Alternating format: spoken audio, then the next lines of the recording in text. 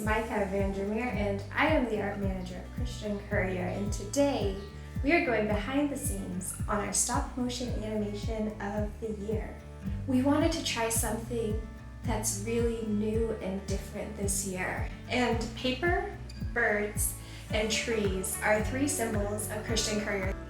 I discovered that the smallest piece of paper I could fold comfortably and quickly is 4 centimeters by 4 centimeters.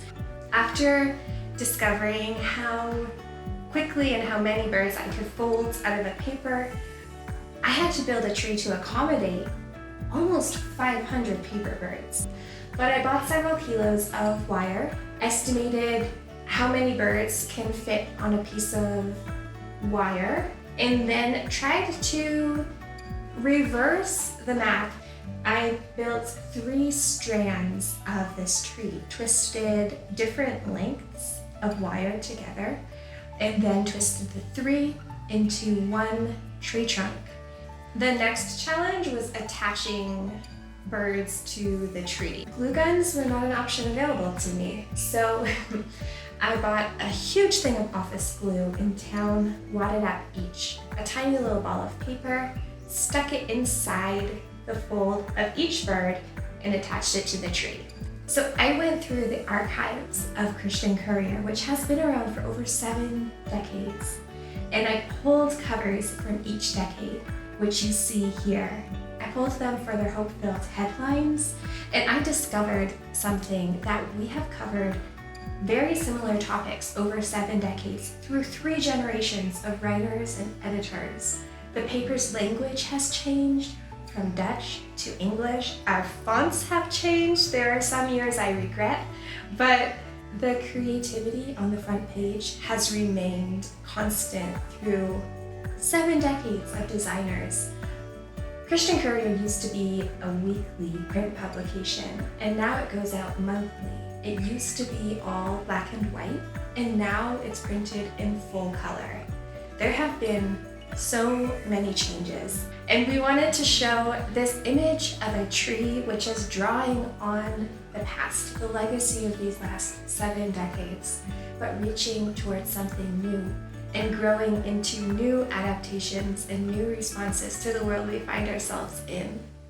One thing has stayed the same, and you can see it in our headlines through the years, which is that Christian Courier, the writers and editors and readers of it, have always engaged the world they find themselves in with creativity and with hope. I had the camera set up on a 30-second timer, and between the timer going off, I would slightly adjust the person. I do not have experience in stop motion animation, and I have been told that a lot of the things I did to create this video could have been done much easier with computer animation, but that is not how Christian Courier operates. We're very hands-on in this publication.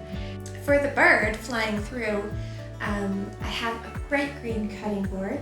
I wrapped a wire in green masking tape, stuck it up the bird so I could hold it upright, and then moved the bird across the cutting board, opening and closing its wings between each shot so that I could edit out the bright green easily in Photoshop, and then put that bird on top of the pictures I had already taken of the person moving towards and away from the tree. These little guys I made from a wire frame. I needed to be able to move their joints, their hands, their feet, the neck. That was the only way I could show emotion in the characters. Because we decided to end the movie on a person kneeling to plant a seed, I don't know if you've ever tried folding a toilet paper roll, which is what the clothing is made out of, but it's not pretty. So I made a second person who's permanently kneeling / sitting, and these two alternate in the movie, but they're meant to be taken as the same person. One thing I love about the imagery of birds and trees for Christian Courier is that we know how important it is in our natural ecosystems around us that we make choices that impact our surroundings for good. And it's the same in the creative ecosystem. We get to celebrate this thing that we've made together as readers and writers and administration, something that has had a life before some of us were even born and has a life beyond what we know. Who knows how long it will continue into the future? We don't know, but we do know that every choice matters. The only way we can find hope in this world and in the news is in doing this together, trusting each other and trusting the Holy Spirit. And I think that's a beautiful thing.